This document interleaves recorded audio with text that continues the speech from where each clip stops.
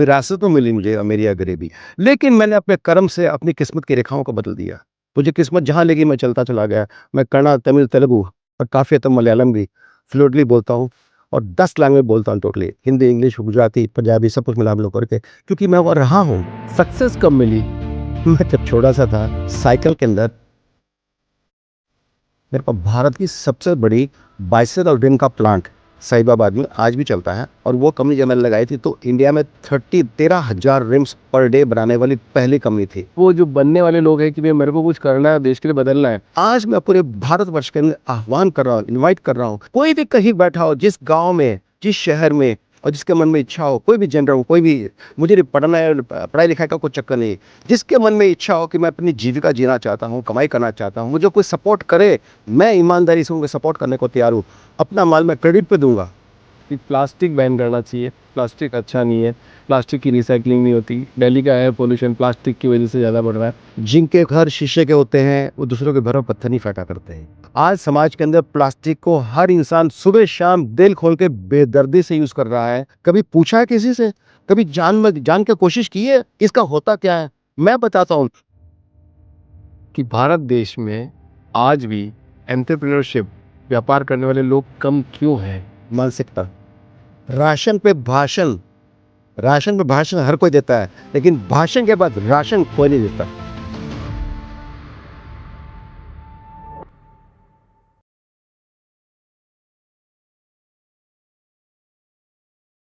Sushil sir, the founders dream के अंदर sir एक छोटी सी कम्युनिटी बनी हुई है।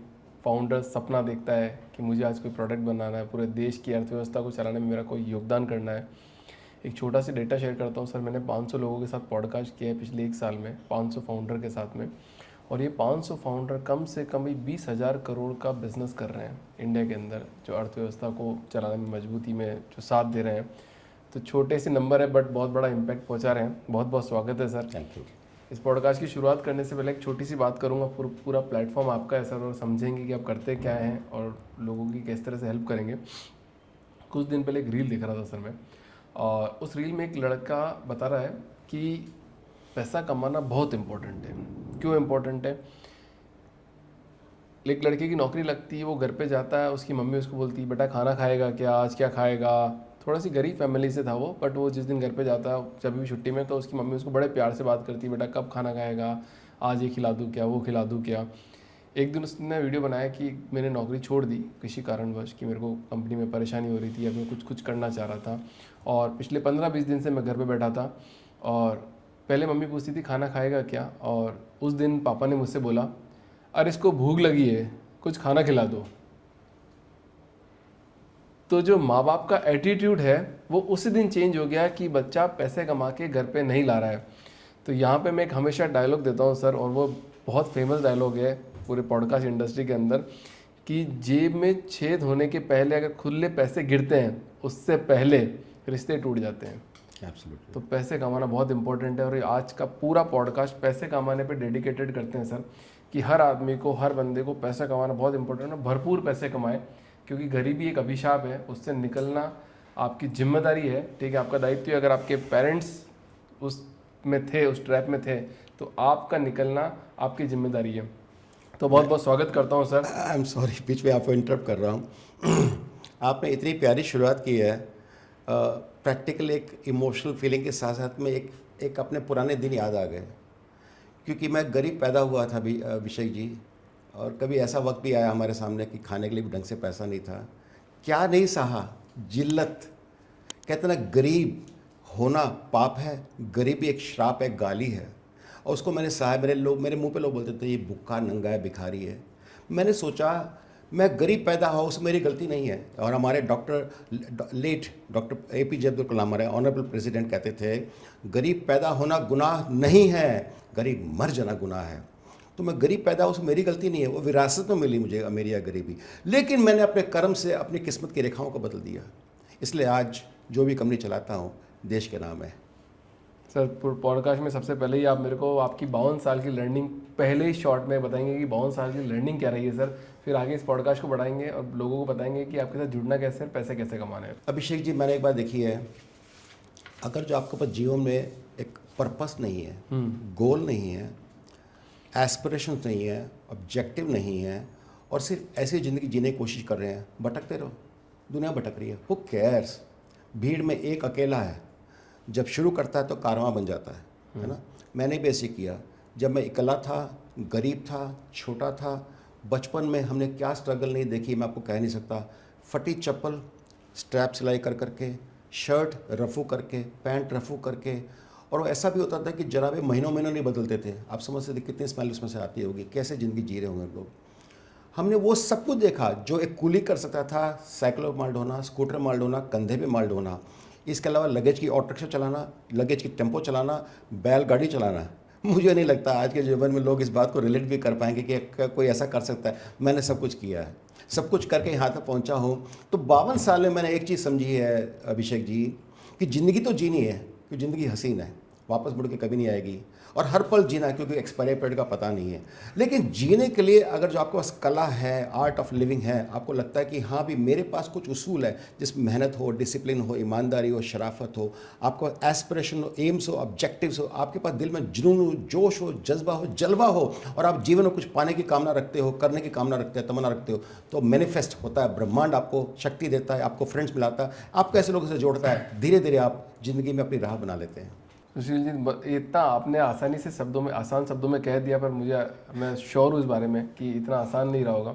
पर 13 साल की उम्र से आपने काम करना स्टार्ट किया और आपने बोला कि एक ऑब्जेक्टिव होना चाहिए, माइंडसेट होना चाहिए।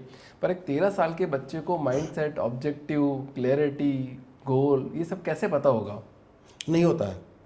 उस उम्र में तो इंसान भटक जाता है, कंफ्यूज हो जाता है, डरा रहता है, सहमा रहता है, रोता है, भटकता है, बिलखता है, हर एक के सामने भीख मांगता है। मैंने भी हाथ जोड़ जोड़ के भीख मांगी, यार मुझे कोई गाइडेंस दे दो, यार कोई मार्गदर्शन दे दो, यार मुझे कुछ सामान दे दो, यार मुझे कुछ एक्स्ट्रा डिस्काउंट दे दो, यार मुझे कुछ सपोर्ट कर दो यार। एंड बिलीव मी, लोगों ने देखा तो तिरस्कार की निगाहों से थूका, जूते मारे, फिर पीछे से बात भी करते, भूखा नंगा है, अकल तो है ही नहीं, इसको कुछ नहीं कर सकता है ज़िंदगी में। लेकिन आप ये मान के चलिएगा, उसमें अपने आत्मबल को मेंटेन करके चलना, आत्मविश्वास को मेंटेन करके रखना, और अपने ऊपर भरोसा रखना। अभिषेक जी, मैं एक बात कहना चाहता हूँ, अगर जो आप अपने आप पे भरोसा नहीं करते तो ज़िंदगी में आपके ऊपर कोई भरोसा नहीं करता। आपको अपने ऊपर भरोसा करना बहुत ज़रूरी है। जब मैंने बचपन में जिल्लतें देखी तो मेरे दिल में एक ही बात आई, सुशील अग्रवाल, कुछ करना है, कुछ पाना है। जब 12-13 साल की उम्र में होश भी नहीं संभाले थे, मूछें भी नहीं आई थी, तब मैं छोटी सी साइकिल की दुकान होती थी हमारी बैंगलोर में, आर्कॉट सिमाचर स्ट्रीट के ऊपर, चिकपेट के अंदर, और वहाँ छोटी सी साइकिल स्पेयर पार्ट्स की दुकान में छोटे छोटे पार्ट्स को बेच बाच के हम धीरे धीरे पैसा कमाते थे। तब मैं अपने हाथ से पेटियाँ ठोकता था, 100 किलो की पेटियाँ मैंने अपने हाथ से उठाई है, काम करना शुरू किया। पिताजी अकेले थे, साथ में हमारे बड़े भाई भी मिल गए, मैं भी मिल गया, कुछ लोग और भी आ गए। करते करते करते छोटी दुकान चलाते चलाते चलाते एक ऐसा वक्त आया कि जब हमारे पास कमाई जितना भी कर लो साल की, वो 30-35 हज़ार पूरा, उसमें जिन्हें हम 5 भाई बहन, इसके लिए हम भाई बहन कैसे सोते थे, जैसे बेड ऐसे लगा है तो ऐसे नहीं सोते थे, ऐसे ऐसे सोते थे। उससे क्या होता, टांगें लटक जाती थी, क्योंकि सोने के लिए जगह ही नहीं थी। वही मतलब जैसे कहता एक ही वही बेडरूम, वही ड्राइंग रूम, वही सब कुछ।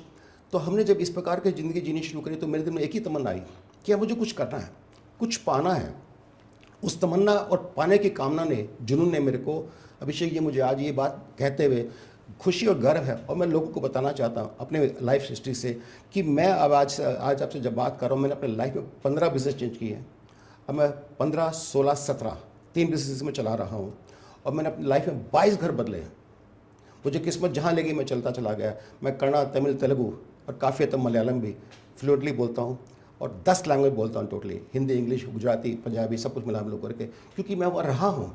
मेरा केरला में 12 साल ऑफिस था, चेन्नई में मेरा ऑफिस था, 50 साल हैदराबाद में रहे हमारा ऑफिस, हमारा घर भी है, बैंगलोर मेरा 30 साल घर रहा। तो मैंने कहता ज़िंदगी ने मेरे को जितने थप्पड़े दिए, मैं सुनता चला गया, लेता चला गया। मैंने किस्मत को अपना साथी बना लिया, उससे लड़ा नहीं, इसलिए आगे कामयाब हुआ। सर, लैंग्वेज, जितनी ज़्यादा लैंग्वेज सीखते हैं, ऐसा बोला जाता है कि उतना ज़्यादा इंटेलेक्चुअल आदमी होता जाता है। क्या आपको ऐसा फील हुआ कि आपको और चीज़ें लर्निंग होती गई लाइफ में, बहुत सारी आप लैंग्वेज सीखते गए, आपको चीज़ें और ज़्यादा समझ में आती गई और क्लैरिटी होती गई? पर इसके पहले एक सवाल कि क्लैरिटी आपको आई कब सर? क्योंकि वो डिकोड करना बहुत ज़रूरी है आज, क्योंकि 13, 14, 15 साल में 15 बिजनेस किए। पहला बिजनेस कब किया, सक्सेस कब मिली? मैं जब छोटा सा था तो हमारे यहाँ साइकिल के अंदर एक हेडलाइट डायनामो होती है, उसको डायनामो बोलते हैं। हाँ, डायनामो था, एक पीछे एमेचर था, तो उसको उससे कनेक्ट करके एक वायर आती थी, उसकी केबल आती थी, वो कोई बनाता नहीं था। तो मैंने पहले बार छोटी सी उम्र में, जब मैं मुश्किल से 12-13 साल का होगा, हाँ, मैंने एक मशीन लगाई, उसको फ्लाई व्हील वाली मशीन बोलते हैं, हैंड मशीन होती थी, फ्लाई वाली मशीन बनाई, मोल्ड बनवाया, उसके अंदर वो केबल बना करके मैंने अपनी कंपनी का नाम रखा सुप्रीम इंडस्ट्रीज। Supreme industries. एक बच्चे की सोच देखिएगा। और मैंने उसको काम को शुरू किया, और ये बात हमारे पिताजी को नहीं पता थी, हमारे घर में किसी को नहीं पता थी। मैंने अकेले से काम शुरू किया 13 साल की उम्र में, और उसको कर कुरा करके मैंने जब प्रोडक्ट बना करके मार्केट में बेचना शुरू किया तो लोग हैरान हो गए। हमारे पिताजी बोले इतना कब बना लिया, उसकी डिमांड रहती थी और बहुत मुश्किल से लोगों को माल मिल पाता था, तो मैंने बेचना शुरू किया। यानी कि वो एंटरप्रेन्योर का बग ना, जो कहता है कि कुछ पाने को, कुछ करने की तमन्ना जो है ना, वो बचपन से ही आ गई थी। सर ब्रेकडाउन कब मिला, मतलब बीच में, मतलब कौन से ईयर में ऐसा लगा कि यार नहीं यार मैं अभी कुछ एक राइट डायरेक्शन में जा रहा हूँ, मुझे एक पाथ मिल चुका है? ये बहुत अच्छी बात पूछी अभिषेक जी। जिंदगी हिचकोले खाते खाते सुबह शाम आप सोचिए 8:30 बजे हम दुकान खोलते थे, रात को 1 बजे तक दुकान बंद करते थे, साइकिल पार्ट्स की दुकान। उस एरिया में फेमस था कि रात को ये अग्रवाल की दुकान ही खुली रहती। हमारी कंपनी का दुकान का नाम था अग्रवाल सेल्स कॉरपोरेशन, जो साइकिल के पार्ट्स बेचते थे। तो पुलिस वाले भी जानते थे ये रात को लेट तक काम करते हैं, तो हमको डिस्टर्ब नहीं करते थे। जब वो सब कुछ करके आप समझ लीजिएगा अभिषेक जी, मैंने जब अपनी आंखों सपना अपने खोली, आंखें खोली, 1973-74 की बातें हैं, मैं जब 13 साल का था, I'm 61 बॉर्न हूँ। तो उसके बाद मेरे 88 तक हमने उस साइकिल की दुकान चलाई, तो मैं 1982 तक उस दुकान को चलाता रहा, और कर गुरा के मैंने तेज़ी से थोड़ा सा काम बढ़ाया, सब कुछ किया, लेकिन फिर भी कमाई इतनी अच्छी नहीं थी।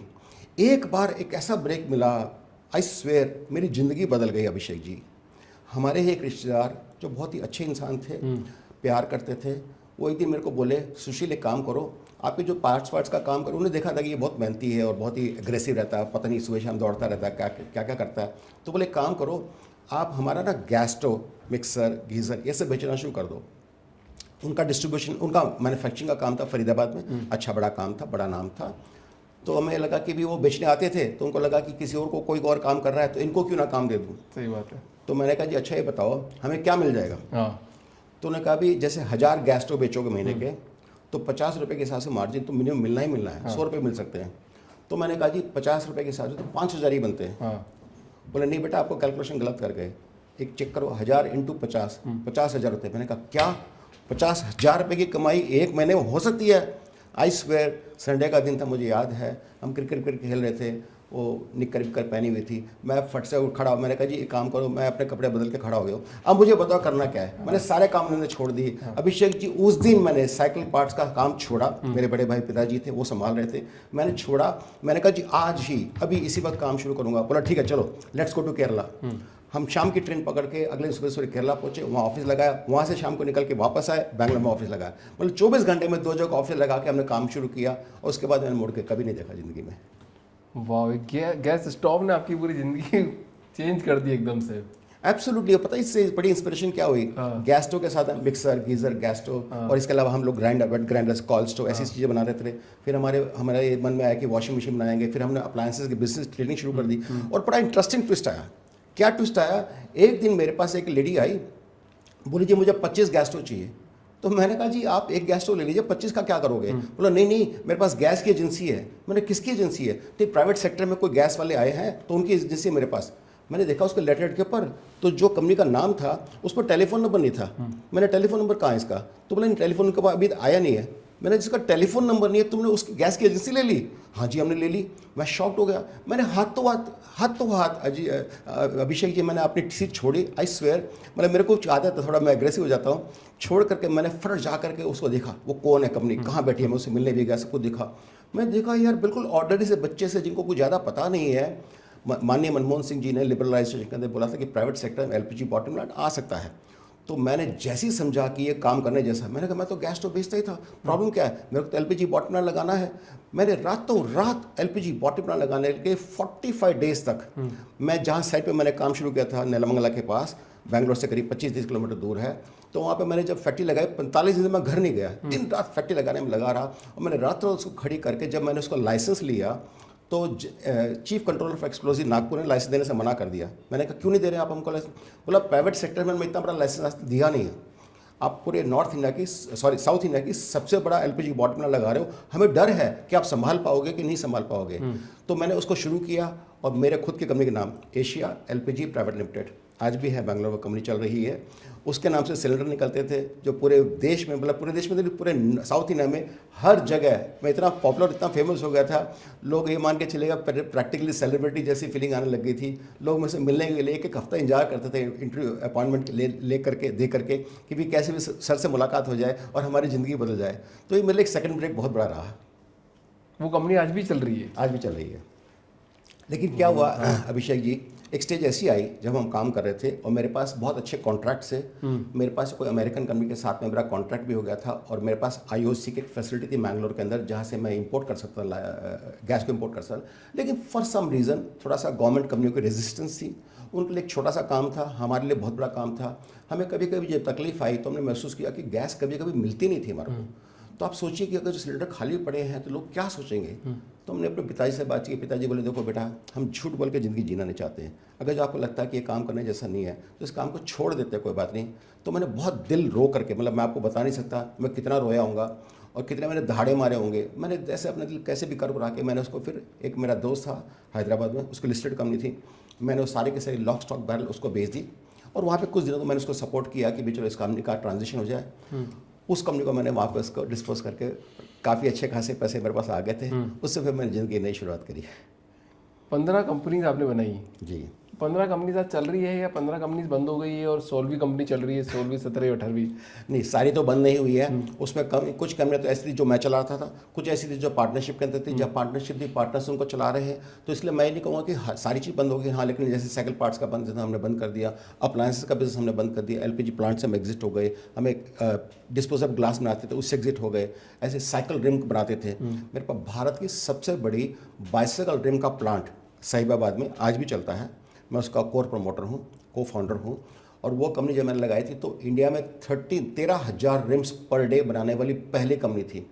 तो उस कंपनी को हम चला रहे हैं। वो अब आज भी कंपनी चल रही है। मेरे पार्टनर्स हैं, मेरे रिलेटिव्स ही हैं, वो सब उसको देखते हैं। तो ऐसे कई कंपनियाँ चल रही है। मैं आगे बढ़ता चला गया, स्टेप बाय स्टेप। मैंने ज़िंदगी में हर कदम में, जैसे मेरी गरीबी मेरे से जब लड़ रही थी तो रोज़ दंगल करता हूँ। दंगल में क्या होता है, 4 बार मुझे पछाड़ती है, 6 बार मैं पछाड़ता हूँ। ऐसे करके मेरे स्टेप बाय स्टेप, वो 4 स्टेप पीछे हुए तो 6 स्टेप आगे। मेरे उसके बीच में एक झड़प है, सुबह शाम हर रोज़ लड़ाई है, रोज़ लड़ता हूँ आज भी। करके धीरे धीरे आगे यहाँ तक पहुँच गए। और आप मान के चले अभिषेक जी, आज इतने सालों का एक्सपीरियंस होने के बाद ना, मैं प्रैक्टिकली क्या नहीं सब कुछ समझता हूँ, सारा इकोसिस्टम समझता हूँ। इंजीनियर से बात करूँगा तो उनको लगेगा इंजीनियर होगा। फाइनेंस में बात करूँगा तो लोग सोचे फाइनेंस का एक्सपर्ट होगा। मार्केटिंग की बात को सोचे लोग MBA होगा। अब किसको पता हूँ कि मैं तो 12वीं क्लास हूँ। सुशील सर, ना आपने बोला कि 52 सालों की लर्निंग, गरीबी से आप लड़ते आप हर चीज़ एक्सपर्टीज समझने लग गए। तो द फाउंडर्स ड्रीम पॉडकास्ट में आए हैं। तो फाउंडर्स के लिए, एस्पायरिंग फाउंडर बहुत ही पॉडकास्ट देखते हैं। कम्युनिटी छोटी, बट वो जो बनने वाले लोग हैं कि भैया मेरे को कुछ करना है, देश के लिए बदलना है। मैंने आपको बताया था 500 लोगों ने कितना कर दिया और आगे वाले लोग कितना कर देंगे। तो कुछ ऐसे स्टेप्स बताओ आप कि ये कंपनी अच्छे से बिल्ड करी जा सके और प्रॉफिट भी कमाया जा सके। Thank you very much. 2 बातें बताना चाहता हूँ मेरे भाई। पहली तो आज मेरा सौभाग्य किस बात के लिए है, मेरे पास 4 प्लांट है इस समय, अच्छे खासे और मैसिव क्वालिटी के प्लांट है। 20,000 पीस फर्नीचर पर डे का हम बनाते हैं इस समय। मुझे लगता नहीं भारत में इतनी जल्दी कोई बनाता होगा। उसको अभी बढ़ाकर एक्सपैंड कर रहे हैं तेजी से। तो आप मान कर चलेगा कि भी मेरी जो मैन्युफैक्चरिंग कैपेसिटी है, इसके अंदर सबसे ब्यूटी मेरी क्या है, मैं पूरे भारत में 24 स्टेट में 30,000 डीलर नेटवर्क के साथ काम कर रहा हूँ। और हमारी कंपनी स्टॉक एक्सचेंज पे लिस्टेड है, Bombay stock exchange, national stock exchange के मेन बोर्ड पे। और हमारी कंपनी के ब्रांड एम्बेसडर सोनू सूद जी हैं, जिनको पूरा देश जानता है। मुझे नहीं जानता, लेकिन उनको पूरा भारत नहीं तो पूरा विश्व जानता है। ओके। और सबसे बड़ी बात सौभाग्य की बताना चाहता हूँ, हमारी कंपनी के अंदर निखिल कामत जी, ज़ीरोधा के प्रमोटर, इतना बड़ा नाम है, पूरे यूथ का आइकन, आज भारत का एक तरह एक उभरता सितारा है, वो हमारी कंपनी के अंदर मेजर इन्वेस्टर हैं। उन्होंने बोला सुशील अग्रवाल, आप सस्टेनेबिलिटी पे काम कर रहे हो, हम आपको सपोर्ट करना चाहते हैं, आपका विजन कितना है? तो मैंने ऐसी कहा सर करीब 1,000 करोड़ रुपये तक का। तो हंसने लगे, 1,000 करोड़ नहीं, $1 billion. Dream is I give you target, $1 billion का बिजनेस चाहिए मुझे, आप इतना मार्केट क्रिएट करके दीजिए। मैंने कहा रियली? मैंने कहा ठीक है, आपने अगर जो इतना भरोसा किया, हमको बताया है, तो आज हमारी एस्पिरेशन बढ़ गई है।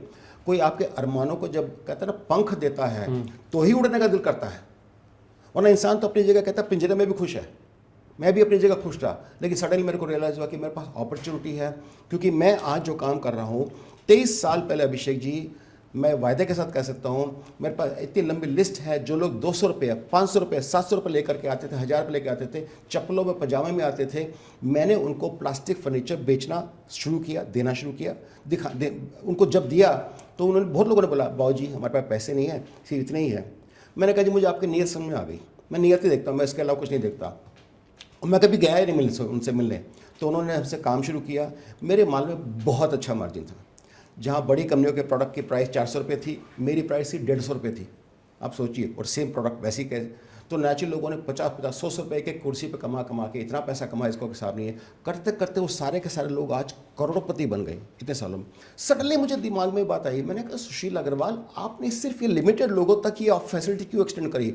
आज मैं पूरे भारतवर्ष के अंदर आह्वान कर रहा हूँ, इन्वाइट कर रहा हूँ, कोई भी कहीं बैठा हो, जिस गांव में, जिस शहर में, और जिसके मन में इच्छा हो, कोई भी जेंडर हो, कोई भी, मुझे पढ़ना है, पढ़ाई लिखाई का कोई चक्कर नहीं है, जिसके मन में इच्छा हो कि मैं अपनी जीविका जीना चाहता हूं, कमाई करना चाहता हूं, मुझे कोई सपोर्ट करे, मैं ईमानदारी से उनको सपोर्ट करने को तैयार हूं। अपना माल मैं क्रेडिट पे दूंगा, एडवांस ही लूंगा। थोड़ा सी पहले आ जाते सर 1 मिनट के लिए यहाँ पे, क्योंकि ताकि यहाँ पे लोग कनेक्ट डिस्कनेक्ट कर जाएंगे कि करेंगे कैसे सर आपके पास। पहले तो सुशील जी की कंपनी करती क्या है और एक एंड यूज़र को, एक आम आदमी को कैसे मदद करेगी। अभिषेक व्यास को जुड़ना होगा तो कैसे जुड़ेगा? बहुत ब्रिलियंट, थैंक यू अभिषेक जी, आपने मेरे को करेक्ट किया।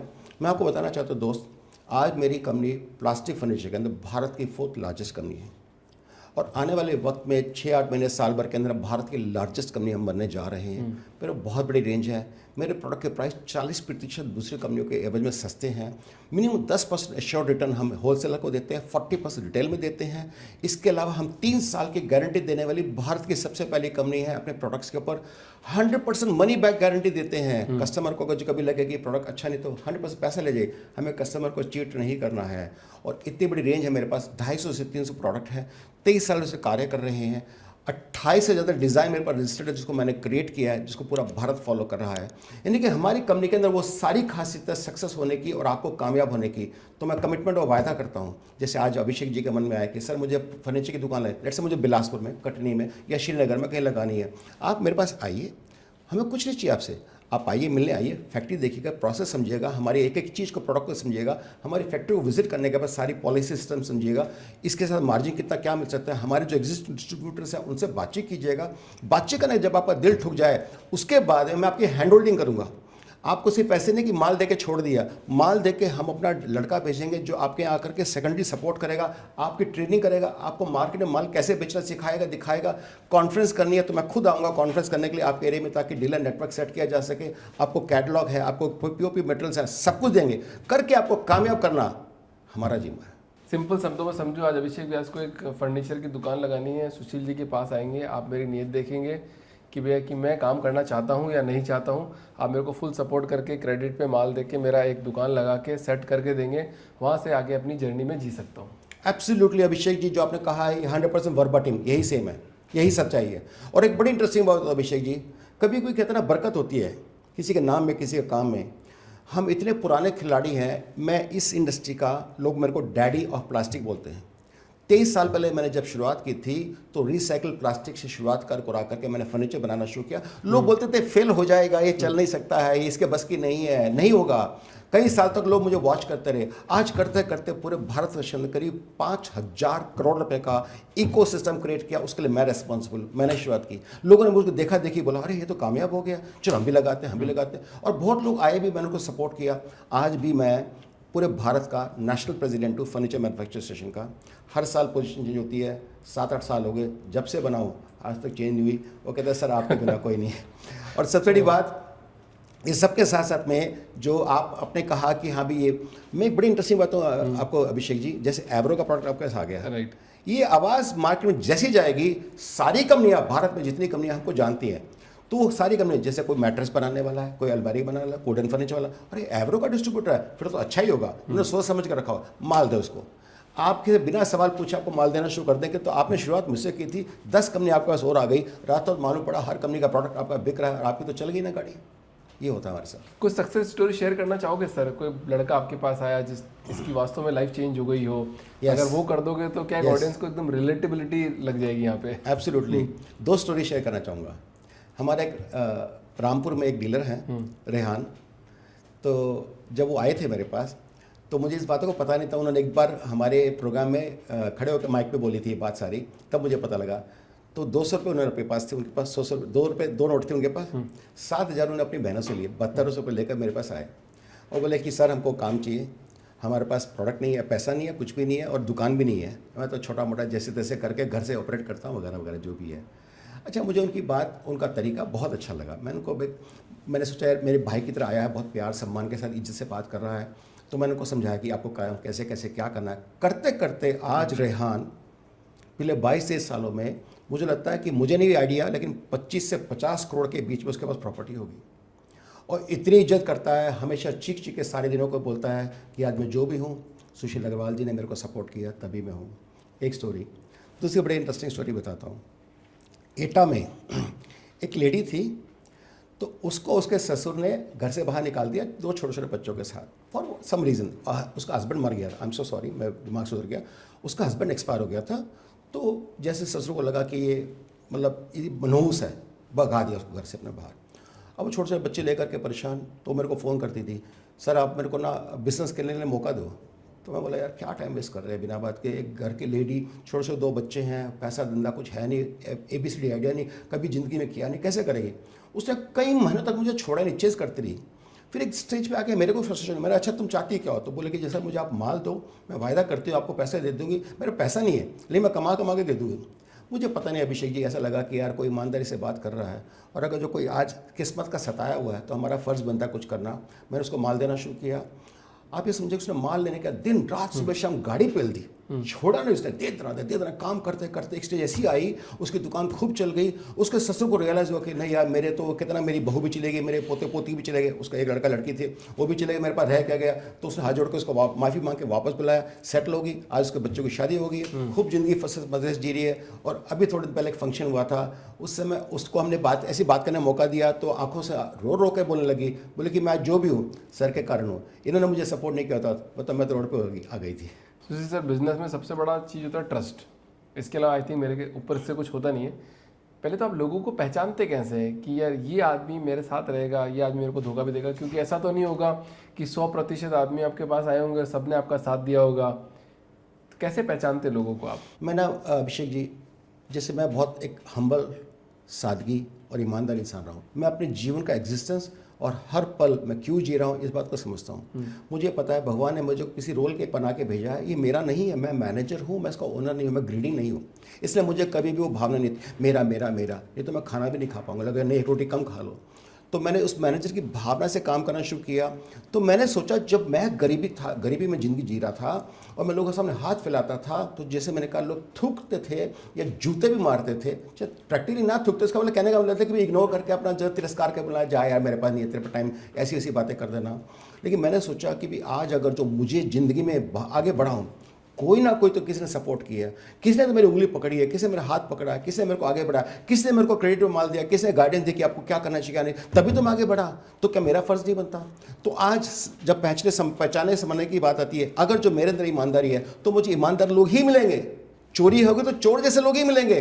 तो मेरा सौभाग्य इस बात से रहा अभिषेक जी, मैंने अपनी लाइफ में कभी भी 1 रुपये का डिफ़ॉल्ट या लॉस नहीं किया। हाँ, कुछ समय पहले कुछ हमारे पास ऐसे लोग आए जिन्होंने गलती और बदमाशियाँ करी, उसके कारण कुछ पैसे हमारे लिटिगेशन में चले गए, कोई प्रॉब्लम नहीं है। लेकिन मुझे आप बता दूं, जिन लोगों ने हमारा काम छोड़ा वो आज ज़ीरो हो गए, उनका पास काम नहीं बचा, क्योंकि अल्टीमेटली जब लोगों को पता लगा कि इन्होंने कंपनी से चीट किया है, पैसे दबा के बैठ गए हैं, तो बाकी लोगों ने भी हाथ खींच लिया। उस बात की उनको उम्मीद नहीं थी, उसके कारण उनका बिजनेस ठप हो गया। अब वो हाथ पाँव जोड़ के बोलते हैं सर हमसे गलती होगी। मैंने कहा जी जो हो गई सो हो गई, अब हम आपके साथ नहीं जुड़ेंगे।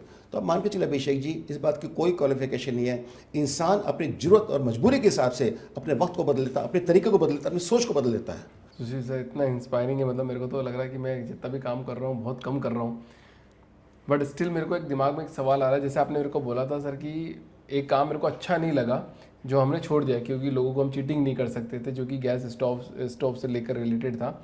अब प्लास्टिक भी है, पूरा इंडिया एक 2 तरफ बढ़ गया है कि प्लास्टिक बैन करना चाहिए, प्लास्टिक अच्छा नहीं है, प्लास्टिक की रिसाइकलिंग नहीं होती, दिल्ली का एयर पोल्यूशन प्लास्टिक की वजह से ज़्यादा बढ़ रहा है। तो क्या आपको कभी इन दोनों के बीच में लगा कि मेरे को ये भी नहीं करना चाहिए, जो मैं कर रहा हूँ वो सही कर रहा हूँ या गलत कर रहा हूँ?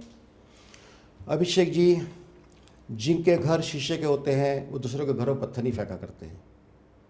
जो कचरा फैला रहा है और जो कबाड़ी साफ कर रहा है वो कबाड़ी वो नहीं है, कबाड़ी वो है जो कबाड़ी फैला रहा है। आज समाज के अंदर प्लास्टिक को हर इंसान सुबह शाम दिल खोल के बेदर्दी से यूज़ कर रहा है। उसको उठा के चाहे डस्टबिन फेंके, चाहे लेस के चिप्स के पैकेट हो, चाहे मिल्क पाउचेस हो, चाहे सारी शर्ट कवर हो, ये सीमेंट के बैग हो। कभी पूछा है किसी से? कभी जान के कोशिश की है इसका होता क्या है? मैं बताता हूँ आपको, सुनकर शौक लगेगा कि 25 मिलियन मेट्रिक टन हमारे देश में हर साल खपत होती है, उसमें 10 मिलियन मेट्रिक टन रोडों पे फेंक दिया जाता है। दुर्भाग्य है हमारे देश का, पर्यावरण को किस प्रकार का नुकसान पहुंचाया जा रहा है। कौन कर रहा है ये? हम और आप जैसे लोग, पढ़े लिखे लोग, समझदार लोग कर रहे हैं। गांव के लोग नहीं कर रहे हैं, हम ही कर रहे हैं सारा का सारा। और वही लोग बोलते हैं प्लास्टिक इज बैड। मैंने कहा बोला it's good, it is bad absolutely. 100-200 साल तक डिकम्पोज नहीं होता है, और अगर जो डिकम्पोज होगा भी तो टॉक्सिसिटी क्रिएट करता है, सारे साल को खत्म कर देगा। लेकिन आप क्या कर रहे हैं? आप प्लास्टिक पर्यावरण में इतने और फैला रहे हैं। आज 1 करोड़ टन पूरे साल में जब प्लास्टिक को फेंक दिया जाता है रिवर्स ओशन ड्रेन्स में, अब देखिए कैसे बेदर्दी लोग फेंक देते हैं उठा करके, और कभी सोचते नहीं है आने वाले वक्त में 2035 तक ये आंकड़ा बढ़ के 60 मिलियन मेट्रिक टन कंजप्शन हो जाएगी। 35 मिलियन मेट्रिक टन स्क्रैप निकलेगा। कौन इसको ठीक कर रहा है? आप सोचिए अभिषेक जी, मैंने एक पर्सनल मिशन लिया था 23 साल पहले, जब लोग सर्कुलर इकोनॉमी क्या था, रिसाइकलिंग क्या होते हैं, सर्कुलरिटी क्या होता है, उसका वर्ड भी पता नहीं था लोगों को। तब मैंने शुरुआत की थी कि रिसाइकल प्लास्टिक उठा करके उससे प्लास्टिक फर्नीचर बना करके पूरे भारत में बेचा, और बेचने के बाद लोगों को एस्टैब्लिश किया कि ये भी काम किया जा सकता है, जिसके कारण 5,000 करोड़ रुपए का इंडस्ट्री का इकोसिस्टम शुरू हुआ। आज बवाना नरेला दिल्ली में जितनी फैक्ट्री लगी है 15,000 यूनिटें काम करती है दाने के पीछे। उसमें मेजॉरिटी यूनिट जो खड़ी हुई है उनको सपोर्ट हमने किया था। हमारे कारण उनको देख के नजर आ कि ये भी काम किए जाते। ये नहीं कि जब लोग कहते थे प्लास्टिक लोग प्लास्टिक बैड है, ये नहीं कहते थे, प्लास्टिक इज गुड यूज करते थे। मैंने तब प्लास्टिक का एक निस्तारण किया, उसको यूज किया, उसको यूज करके हमारा प्लास्टिक जो फर्नीचर वो भी 2-3-4 टाइम्स उसको रिसाइकिल किया जा सकता है, लास्ट में रोड बनाने के काम आ जाता है। ये नहीं कि मैंने उस चीज़ को बचाने की कोशिश की। और अब सेकंड स्टिंट के अंदर क्या कर रहा हूँ, अच्छा ऐसी बड़ी इंटरेस्टिंग बात अभिषेक जी, ऐसा करके मैंने पूरे भारत के अंदर 5 लाख टन प्लास्टिक हर महीने कैसे खपत हो जाए उसका पहले तैयारी कर रखी थी, जो रिसाइकल में कर रहा था पहले ही कर रखी थी। एब्सोल्युटली। अब मैंने नेक्स्ट स्टेप में क्या किया, मेरे पास जो फैसिलिटी लगी है रिसाइकल प्लास्टिक की, आपके घर का ट्रैश कचरा कुछ भी हो, हम सब चीज़ों को उठाएंगे, जैसे सीमेंट, सॉल्ट, पुक्की, शुगर बैग, ये वो लिनो बैग, सारी कवर वगैरह वगैरह, आपके बॉटल कैप्स है, ये है, सब चीज़ें लेंगे। ले करके प्रोसेस करने की मेरे पास इंडिया की लार्जेस्ट फैसिलिटी है, जिसमें हम शेडिंग करना, वॉश करना, प्रोसेस करना। आज बात देखिए, बड़ी से बड़ी कंपनियाँ, चाहे रिलायंस हो, IOC हो, ये लोग क्रूड से दाना बनाती हैं। बस मैं जो ट्रैश, आपका जो कचरा है, उससे दाना बनाता हूँ, फिर वापस प्रोडक्ट बनाता हूँ, फिर उनको इस लायक बनाता हूँ कि भारत के अंदर आज ऑटोमोटिव सेगमेंट में, चाहे डैशबोर्ड, बम्पर, हेडलाइट्स हो, या कंज्यूमर ड्यूरेबल प्रोडक्ट के अंदर एयर कूलर, वॉशिंग मशीन, इस प्रकार के आइटम, सबको भारत के अंदर प्लास्टिक का granule as per the specification, जो आपके टेक्निकल डेटा शीट मैच करेगी, 100% वो दूंगा। और किस रेट में दूंगा? जो मार्केट से ये लोग 115 रुपये किलो में खरीदते थे, मैं 75 रुपये मात्र दूंगा, 40 रुपये सस्ता। पहली बात। दूसरी बात, गवर्नमेंट की रूल्स रेगुलेशन आई है कि 30% आपको रिसाइकल प्लास्टिक यूज़ करना चाहिए एज पर EPR रूल्स। किसके पास है? किसी के पास नहीं है। मेरे पास फैसिलिटी है। मैं आने वाले वक्त में कार्बन क्रेडिट जनरेट कर करके भारत को कार्बन क्रेडिट दूंगा, और मेरे हर 1 किलो रिसाइकल प्लास्टिक यूज़ करने से 2.5 kilo green house gas emission बचता है। ये है मेरा मूवमेंट। प्लास्टिक बैड है, लेकिन कर कौन रहा है? मैं कर रहा हूँ ईमानदारी से, बिना पूछे, बिना सपोर्ट के। थोड़ा सा एक हार्ड सवाल सर, जो काम आप कर रहे हैं वो सरकार को करना चाहिए, आप क्यों कर रहे हैं और सरकार क्यों नहीं कर रही?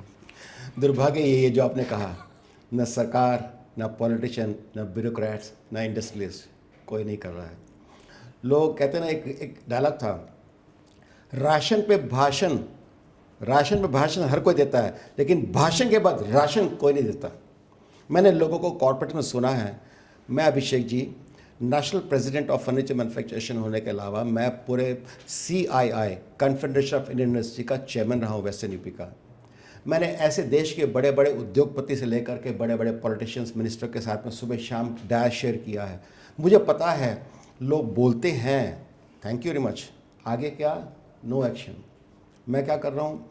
साइलेंटली, जब भारत में कोई जानता भी नहीं था तब से काम कर रहा हूँ, और आज मुझे इस बात का गर्व भी है। और मैं एक बात जरूर चाहता हूँ, कहीं ना मेरे दिल में एक तमन्ना, आरजू है। हर एक दिल में कुछ पाने की तमन्ना होती है, मेरे दिल में पाने की तमन्ना है। मैं चाहता हूँ कि मेरी आवाज़ माननीय प्रधानमंत्री जी तक पहुँचे, और वो मेरे को ब्लेसिंग देके बोले, सुशील जब मैं सीएम भी नहीं था तब तुमने काम शुरू कर दिया सर्कुलर इकोनॉमी पे, क्योंकि ऑनरेबल पीएम सर ने G20 में दिल्ली डिक्लेरेशन के अंदर 2 पैराग्राफ स्पेशली इस बात के डलवाए कि प्लास्टिक को पर्यावरण के लिए बचाने के लिए ये करना है, रेड कार्पेट वेलकम करना है। मैं उन दिनों कर रहा था जब लोग पहचानते नहीं थे, और आज मैंने उसकी स्पीड बढ़ा दी है। बढ़ा करके मैं क्या कर रहा हूँ, भारत में जितने लोग गरीबी रेखा के नीचे जिंदगी जी रहे हैं, मैं सप्लाई चेन मैनेजमेंट सेट कर रहा हूँ कि वो सारे के सारे, आप मत कीजिएगा, लेट अस एक पल के लिए किसी का प्लास्टिक है आसपास, चलो मैं यहाँ तक आप फिगर भी ओपन करता पैसा नहीं, चलो 20 रुपये किलो के हिसाब से मुझे प्लास्टिक दे दो, कुछ भी दे दो, आई डोंट केयर, मैं उसको अपने आप सॉर्ट आउट कर लूँगा। सॉर्ट आउट करके क्या करना करने की कोई बात नहीं। आपने लेटर से अगर जो मुझे 10 किलो प्लास्टिक दे दिया तो 200 रुपये आपको हाथ मिल गए, तो आपका एटलीस्ट पर डे का खाना पीना तो सब कुछ कंट्रोल हो जाए, टेकन केयर हो जाएगा। मैं ऐसे भारत में जितने लोग जुड़ना चाहें उनको जोड़ना चाहता हूँ, हजारों नहीं लाखों लोग, 5 लाख लोगों का सपना है मेरा। साथ साथ में कोई कबाड़ी है, कोई इंडस्ट्रियलिस्ट है जिसके इंडस्ट्री का कचरा निकालना समझ आती है, बेचना किसको है, हमसे बात कीजिएगा, हम आपको पोल्यूशन का लाइसेंस भी देंगे, आपसे सामान भी खरीदेंगे। सेग्रीगेटर एग्रीगेटर बहुत सारे एनजीओ, उनको दिल में आता है अरे कोई मूवमेंट चलाना चाहिए, बुरा मत मानिए, with due respect to everybody, movement तो चलाते हैं, मूवमेंट का इफेक्टिवनेस क्या है, ग्राउंड रियलिटी क्या है? सिर्फ बातें बातें करने से देश के अंदर जागरूकता तो आ गई, बच्चों को पता लग गया कि हाँ प्लास्टिक बैड है, नहीं करना चाहिए, लेकिन उसको खत्म कौन कर रहा है, उसको ठीक कौन कर रहा है? मैं कर रहा हूँ। मेरे साथ जुड़ना चाहते हैं जुड़ जाएगा, क्योंकि आपके सोचने से पहले मैंने उसकी शुरुआत ऑलरेडी कर दी है, और अगर जुड़ के हम बहुत बड़ा मूवमेंट बना सके तो मैं ये चाहता हूँ अभिषेक जी, भारत में मिलियंस ऑफ लोगों को एंगेज किया जाए, लाइवलीहुड दी जाए, 50,000 करोड़ रुपए का इकोसिस्टम क्रिएट किया जाए, जो हमारा foreign exchange, precious foreign exchange दाना खरीदने में या क्रूड खरीदने में जाता था वो बचाया जाए, यहाँ पर रेवेन्यूज, टैक्सेस, जॉब्स क्रिएट किए जाए, और ग्रीन हाउस गैस एमिशन की तो मैं आपको बात कह ही चुका हूँ कि हर किलो के पीछे बचाने पे 2.5 kilo green house gas emission बचती है। हम कार्बन क्रेडिट क्रिएट करने जा रहे हैं। प्लीज सपोर्ट द मूवमेंट, जुड़ जाए मेरे साथ, कोई एक्सपेक्टेशन मत रखिए, मैं आपको सबको जीवन में जो प्रगति करनी है, आपको कमर्शियल एंगल है कुछ भी, वो सब फुलफिल करूंगा। भूखे पेट भजन नहीं होता, मैं आपसे कोई फ्री में काम नहीं कराऊंगा, मैं आपको पूरी आपको रेम्यूनरेशन दूंगा, और इस वैल्यू चेन में करते करते हम इकोसिस्टम क्रिएट करेंगे, एक मूवमेंट लेके आएंगे, सबका कल्याण करेंगे। सुशील सर, एक सवाल का सिर्फ आप ही जवाब दे सकते हो कि भारत देश में आज भी एंटरप्रेन्योरशिप, व्यापार करने वाले लोग कम क्यों हैं? क्या विडंबना है लोगों की? मानसिकता। जब से हम लोगों ने होश संभाला है, हम गुलाम थे, वो जाने में हमारे को 1-2 जनरेशन लग गए। फिर नौकरी की गुलामी जो है वो दिमाग में इतनी बैठी हुई है कि भी गवर्नमेंट जॉब मिल जाए बस भैया, अपने तो कई जन्म सफल हो जाएंगे। वाह, शायद आपको पता नहीं है कि भैया करना तो ठीक है कोई बात नहीं, लेकिन वहाँ जा कर के आप विफल नहीं, वहाँ पर सक्सेस नहीं होते, विफल हो जाते हैं, क्योंकि आपके पास ज़िंदगी में कुछ करने के लिए रहता नहीं है बाद में। आज भी है सर, आज भी लोग सोचते हैं गवर्नमेंट जॉब के बारे में बहुत सोचते हैं अभिषेक जी। आज आप ड्यू रिस्पेक्ट, आपको शायद पता नहीं होगा, यूपी में एक बार स्वीपर के लिए आई थी, तो उसमें पीएचडी डॉक्टर ने भी अप्लाई कर डाला था। पीएचडी डॉक्टर ने अप्लाई कर डाला? एब्सोल्युटली कर डाला था कि भी हाँ भी हमारे को उसमें से चाहिए। गवर्नमेंट जॉब का इतना बड़ा एक कहते हैं इतनी गरिमा है। मैं कहता हूँ इट्स ओके, अगर जो आपके दिल में कुछ अरमान है जिंदगी में जीने के बाद, आप एक इंसान के रूप में पैदा हुए, वापस कभी मुड़ के आने वाले नहीं है, आपके अपने भी खुद के अपने सपने होंगे ना, उन सपनों को पूरा करने के लिए आप अपनी बाउंड्री खुद क्रिएट करें कि नहीं मुझे तो बस 50,000 रुपये जी मिल जाए और मैं उसी में अपनी ज़िंदगी जी लूँगा, कर लूँगा। सर मैं आपको बताना चाहता हूँ, हम सारे मिडिल क्लास भारतवर्ष के अंदर जितने भी हैं, हम गरीबी से एक स्टेप दूर हैं। क्या स्टेप है वो? जिस दिन कोई बीमारी लग जाएगी उस दिन हम गरीब हो जाएंगे, घर का सब कुछ बर्तन भांडे बिक जाएंगे, यानी हमारे पास कॉन्टीजेंसी के लिए कुछ नहीं है, और हम सोचते हैं जितना मिल गया उस पर संतोष कर लो, उसी में अपनी ज़िंदगी जी लो, और अपने अरमानों को मार करके और अपने आने वाली जनरेशन के अरमानों को मार करके बस जी लो। It is not true. Entrepreneurship जरूरी है। हमारे देश में 8 करोड़ एमएसएमई है, 15-16-20 करोड़ लोग डायरेक्टली एम्प्लॉयड हैं, और करीब 50 करोड़ लोग एंगेज हैं।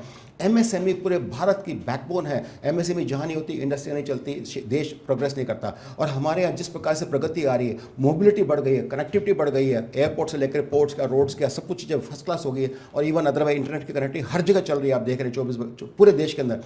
ऐसे में गाँव से लेकर शहरों तक हर इंसान को बिजनेसमैन जैसे किसान था, किसान was a businessman, he was the first historical businessman जिसने किसान ने बिजनेस करके और पैसा कमा के देश का पेट पाला है। इसी प्रकार से आज आपको इकोनॉमिकली स्ट्रांग बनाना है। और आपको बता दूं, मैं मेरे पास डेटा है अभिषेक जी, क्योंकि मैं CII का चेयरमैन रहा हूं, कि IMF से और चीफ इकोनॉमिस्ट डेटा आया था कि भारत की इकोनॉमिक स्थिति जो होगी 2030 तक हम वर्ल्ड की 3rd लार्जेस्ट इकोनॉमी बन जाएंगे, अमेरिका, चाइना, इंडिया, और 2050 तक भारत सेकंड लार्जेस्ट इकोनॉमी होगा, अमेरिका को पीछे छोड़ चुके हैं। ये डेटा मेरे पास ग्रांट थॉर्टन का रिलीज़ किया हुआ है, डॉक्यूमेंटेड है, मैंने नहीं क्रिएट किया। यानी कि वो सारे आंकड़े बताते हैं कि हम किस तेज़ी से बढ़ रहे हैं। ये कौन लाएगा, ये कौन पैदा करेगा?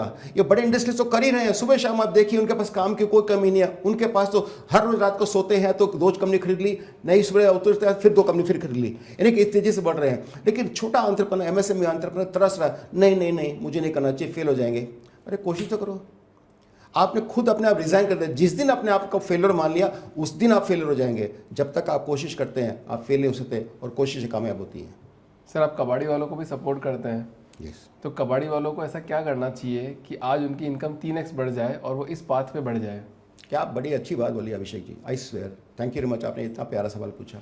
ये जितने कबाड़ी वाले हैं इनको कबाड़ी वाला बोला जा रहा है। ये नॉट कबाड़ी वाला देश का कचरा उठा करके कलेक्ट करके और उसको उपयोगी बनाने की कोशिश करे, वो कबाड़ी वाले नहीं है। वो आपको कहते हैं आपकी जो गंदगी कर रहे हैं आप लोग उसको ठीक कर रहे हैं। तो उन लोगों को मैं ये कहता हूँ कि आपके पास जो भी प्लास्टिक जिस रूप में भी हो, आप अपने इर्द गिर्द जितने भी 100-200 किलोमीटर के, 100-200 नहीं चलो मैं कहता हूँ लेट से 10-20-50 किलोमीटर के दायरे में जितना प्लास्टिक चाहिए कलेक्ट करते ले आओ। अच्छा आपके मन में अगर से इतना कलेक्ट कर लिए दूंगा किसको, आप हमसे बातचीत कर लीजिएगा। हम बाकायदा आपके साथ में memorandum of understanding MOU sign करेंगे, आपको ईमेल पे लिख के देंगे, आपको लेटर पे लिख के देंगे, हाँ इतना माल हम आपसे खरीदेंगे, आपको इतना इस रेट में खरीदेंगे, 12 महीने खरीदेंगे, पूरी क्वांटिटी खरीदेंगे, सब कुछ लिख के देंगे आपको। हमारी कंपनी स्टॉक एक्सचेंज पे लिस्टेड है, मैं उस कंपनी का चेयरमैन हूँ, मेरे हर शब्द की कीमत है, इसलिए मैं कभी भी कोई गलत बात किसी को कह नहीं सकता, ना हो सकती है। यानी कि मैं चाहूँगा कि उनको इतना सपोर्ट सम्मान मिले कि भारत की हर गली से, हर कुचे से, हर नाली से, हर घर से जितना प्लास्टिक कचरा निकलता है उसका कुछ ना कुछ निस्तारण हो, वो मैं करूँगा, मैं करने को तैयार हूँ। बहुत गजब सर, मतलब तो आपने तो लाइफ चेंजिंग मूवमेंट की शुरुआत कर दी सर। ये तो आप अपने 100 दिन देश के नाम करना चाहते हैं, कैसे करेंगे सर? अभिषेक जी क्या है, मैं जब बचपन में गरीबी से जूझ रहा था ना, तो मेरे को एक बात बताऊँ मैं आपको दोस्त, जरूरी नहीं कि कोई आपको कहता ना don't teach fishing, don't give fish teach fishing. आप मतलब कितना मछली मत दीजिए, मछली पकड़ना सिखाइए।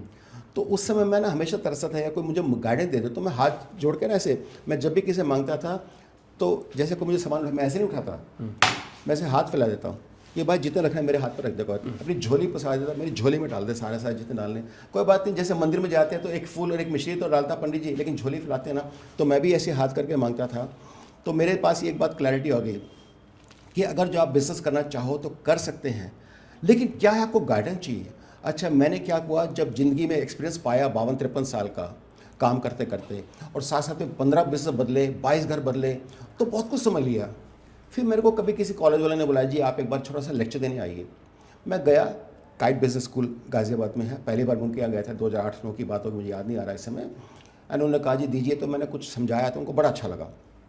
इसके साथ मैं बहुत सारे रोड शोज़ करता था जहाँ पे डिस्ट्रीब्यूटर का जा करके कॉन्फ्रेंस मीटिंग करता था, तो जो मैं बातें कहता था तो मैंने देखा धीरे धीरे लेडीज़ बच्चे आने लग गए। मैंने कहा ये क्यों आते हैं भाई, हम तो बिज़नेस की बात करते हैं। बोला नहीं सर आपकी बहुत सारी बातें सुनने आते हैं जो आपको पता नहीं आप क्या क्या कहते हो, क्या क्या समझाते हो, ये रिकॉर्ड करके ना सुनते हैं बाद में। मैंने कहा अच्छा ऐसी बात है, तो मेरी ज़िंदगी की ओरिएंटेशन बदल गई। आज मान के चलेगा अभिषेक जी, मैंने पिछले 15 सालों में, मुझे याद नहीं है, करीब मैंने 800 से ज़्यादा सेशन किए होंगे एंटरप्रेन्योर्स के लिए, कॉलेज के लिए, फैकल्टीज़ के लिए, और बहुत सारे अदरवाइज बहुत सारे लेट से CI के लिए, इन सब के लिए।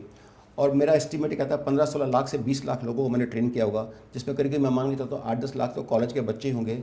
मैं 40 से ज़्यादा कॉलेज में जाता हूँ और BTech MBA फार्मा स्टूडेंट्स को ट्रेन करता हूँ, ओरिएंट करता हूँ, इंक्लूडिंग फैकल्टीज़ को ट्रेन करता हूँ। और मैं आज करीब 12 कॉलेज का प्रोफेसर हूँ, जो उन्होंने ऑफिशियल मुझे डिग्री दी है। और सबसे बड़ी बात है मैं खुद कॉलेज कभी नहीं गया। तो आज मन में भावना क्या आती है, मुझे अगर जो किसी ने सम्मान दिया, मुझे मार्गदर्शन दिया, तो मैं यहाँ तक पहुँचा, तो मैं आज उनको जाकर मेंटरिंग करता हूँ, गाइडेंस करता हूँ, सुबह शाम एक चीज़ हैंड होल्डिंग करता हूँ। अपना 30 साल पुराना मोबाइल नंबर बच्चों को दे के आता हूँ कि आपको ज़िंदगी में कभी किसी की जरूरत हो, इंडस्ट्री विजिट पे आना है, अगर जो आपको जॉब चाहिए, इंटर्नशिप पे आना है, आइए, आपको कॉलेज से पूछने की जरूरत नहीं है, मुझसे जुड़ जाएगा, मैं आपका पर्सनली टेक केयर करूँगा।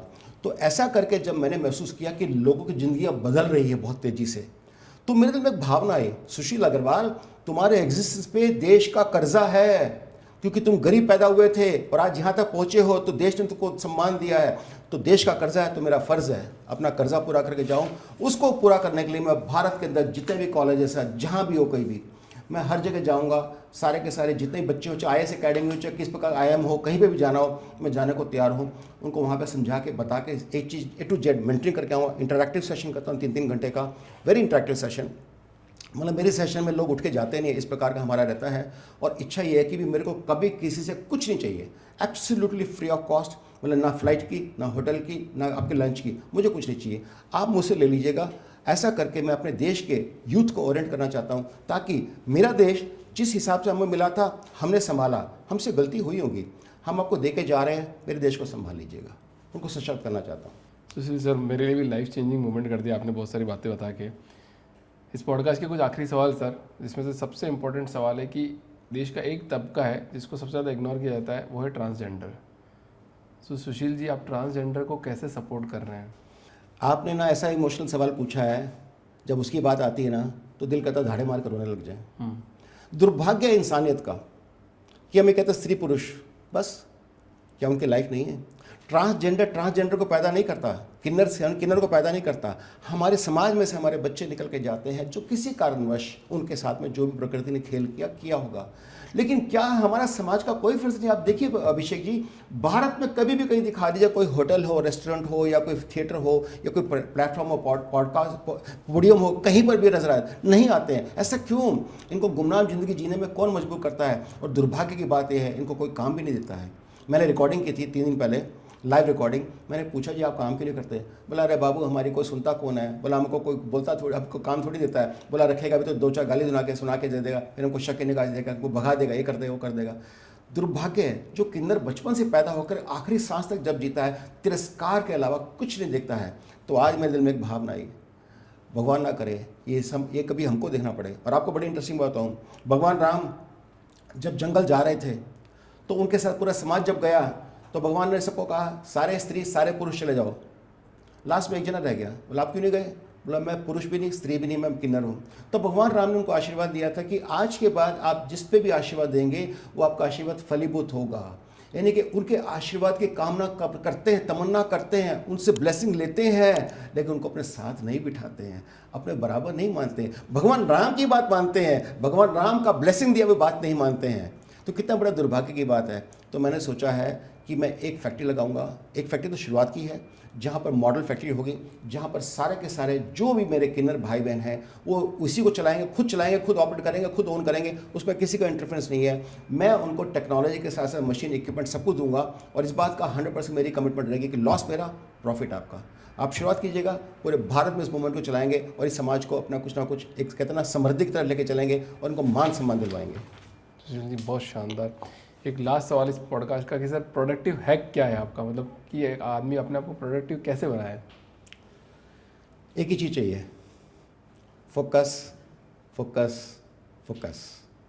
अगर आपका फोकस नहीं है तो आप ज़िंदगी में ना डोल रहे हैं, बस इधर से उधर, उधर से इधर, इधर से उधर।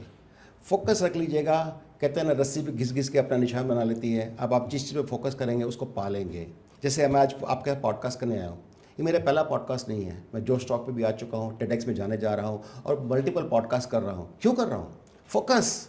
मेरा फोकस है, मुझे अपना मैसेज पूरे भारत में पहुंचाना है कि हेलो सुशील अग्रवाल आपको एंटरप्रेन्योर बनाने को तैयार है, बिना पैसे की। आपकी नीयत अच्छी, आज ये मेरे साथ जुड़ जाएगी। मेरी गाड़ी बैठ, चल मैं तेरे को लेकर चलता हूँ। इसके अलावा किसी को अगर जो लाइवलीहुड चाहिए तो मेरे साथ आ जाइएगा। अगर जो किसी को मेरे से मेंटरिंग गाइडेंस चाहिए तो मेरे से फ्री ऑफ कॉस्ट में ले लीजिएगा।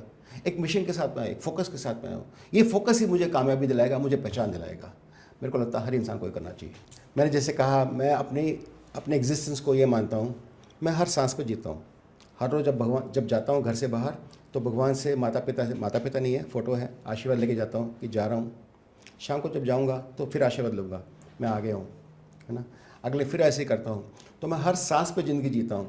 मुझे अपने एग्जिस्टेंस का पता है कि मैं क्यों हूँ, और मैंने ऑलरेडी अपना एक्सपायरी पीरियड मुझे पता होने के कारण मैंने अपना रिटायरमेंट डेट और टाइम फिक्स कर लिया। जिस दिन आखिरी सांस लूँगा that is my retirement date. तब तक मेरे को कोई हक नहीं बनता कि आई एम रिटायर्ड, बिकॉज भगवान ने अगर जो मुझे कुछ भेजा है तो पर्पस दे के भेजा है। मैं कोविड में चला गया था, 24 दिन बेड पे था। मेरे परिवार वाले देखते थे अब गया, जा रहा था। मुझे नहीं पता होगा जो भगवान ने मुझे बचाया है तो सांसें दी है, इसके पीछे कुछ पर्पस होगा, मुझसे मेरा कुछ कर्म बाकी रह गया, इसको मैं पूरा करना है। मैं अपना रोल अदा करके जाना चाहता हूँ कि कल मुझे जाते वक्त अपने ऊपर गिला शिकवा ना हो या ग्लानि ना हो, और भगवान के सामने जा करके हिसाब देने में शर्म ना आए। सुशील सर, एक आप मेरे को कार्ड दिखा रहे थे, ऑर्गन डोनर, क्या करते हैं सर अभी आप लोगों के साथ? ये अभिषेक जी मैं आपको बड़ा इंटरेस्टिंग बताना चाहता हूँ। देखिए हमारे यहाँ पता पैमाना क्या है, आप सोच के देखिए, एक बड़ी इंटरेस्टिंग बात पूछता हूँ। लोग अन्नदान करते हैं, धन दान करते हैं, गौदान करते हैं, कन्यादान करते हैं, पता नहीं क्या क्या दान करते हैं, पता है कि इस भावना से कि हमें अगले जन्म बहुत कुछ डबल मिलने वाला है। लेकिन अंग दान की जब बारी आती है लोग बोलते हैं ना अंग मत देना तो अगले जन्म में नहीं मिलेगा। रियली आपका दो पैमाने नहीं हो सकते, या तो आप उसको भी देना बंद कर दीजिए क्योंकि आपने अन्न दिया धन दिया वो भी नहीं मिलेगा, और अगर वो मिलता है तो अंग भी मिलेगा। माँ के पास ताकत है देने की। मैंने 25 साल पहले ये प्रगति एक अपना प्रण लिया था, दोनों कार्ड मेरा फट गया है, 2000 में साइन किया था, लेके घूम रहा हूँ, पूरे परिवार को बता रखा है कि कभी मेरे साथ ज़िंदगी में कुछ भी हो जाए तो उस समय मेरी बॉडी से 36 ऑर्गन्स रिट्रीव किए जा सकते हैं। जितने अच्छे हो निकाल लीजिएगा, जो बाकी रहे उनको छोड़ देते हैं। जो बाकी की बॉडी है वो मेडिकल स्टूडेंट को मिलनी चाहिए ताकि वो सीख सकते हैं। कुछ बच जाए तो गंगा जी बहा देना, मेरा जीवन सफल हो जाएगा। मैं जाने के बाद लोगों में जीत सकूं, इससे बड़ा सुकून मेरी ज़िंदगी मैं नहीं समझ सकता कोई दे सकता है। आज अगर जो मैं पैसा दे रहा हूँ, सम्मान दे रहा हूँ, इज्जत दे रहा हूँ, सम्मान दे रहा हूँ, कुछ भी, तो क्या हो गया, प्रकृति ने दिया, प्रकृति को वापस दे दिया। लेकिन जो माँ ने दिया, जो आपके पास है, जो जाने के बाद आप दे सकते हैं, दूसरों में रह सकते हैं, उसको देने में कटौती, उसमें भी लोग सोचते हैं क्यों, मुझे समझ नहीं आता। अगर जो आपके अंदर हिम्मत है, आपको दानवीर बनना ही है, तो मैं कहता हूं कि आप अपने जाने के बाद दूसरों में अपनी ज़िंदगी जी के दिखाइएगा, इससे बड़ा दान नहीं हो सकता। और ये भी कहना चाहता हूं अभिषेक जी, पहले 25 सालों में मुझे याद नहीं है 10 लाख लोगों को मैंने प्लेज करवाया होगा, जहाँ उनसे बाकायदा प्लेज का मतलब ऐसे नहीं कि हाँ जी कर देना, ऐसा नहीं है, दे प्लेज्ड इट। और गवर्नमेंट की एक साइट है NOTTO नोटो, उस पर जाके मैंने उनको रजिस्टर कराया। मैंने कहा रजिस्टर कीजिएगा और आने वाले वक्त में आप एम्बेसडर बन जाइएगा कि ऑर्गन डोनेशन क्यों होना चाहिए। क्योंकि मैं एक बहुत शानदार वीडियो मेरे पास, उस वीडियो को देखने के बाद हर इंसान के आंखों से आंसू टपकते टपकते हैं ऑर्गन डोनेशन पे है कि ऑर्गन डोनेशन क्यों करना चाहिए, किसने किया, उसका क्या फ़ायदा क्या हुआ। PT हिंदुजा हॉस्पिटल बॉम्बे वालों ने बनाई थी, बहुत ही प्यारी रील। मैं उसको दिखाता हूँ, फिर अपने कमिटमेंट बताता हूँ, फिर उनसे पूछ रहा हूँ कि आप करना चाहते हैं, तब लोगों दिल में आती है हाँ हम भी करना चाहते हैं। एक तरफ AI है जो लोगों की नौकरियां ले रहा है, और एक तरफ सुशील जी हैं जो लोगों के दिलों को जोड़ रहे हैं और लोगों की ज़िंदगी को बेहतर बना रहे हैं।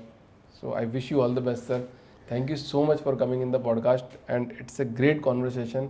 और मैं चाहता हूँ कि ये पॉडकास्ट, भगवान से भी विनती है, सबसे विनती है, पॉडकास्ट अच्छी तरह से सब लोगों तक पहुँचे, ज़्यादा से ज़्यादा लोगों तक पहुँचे। Thank you so much sir. Thank you Abhishek ji.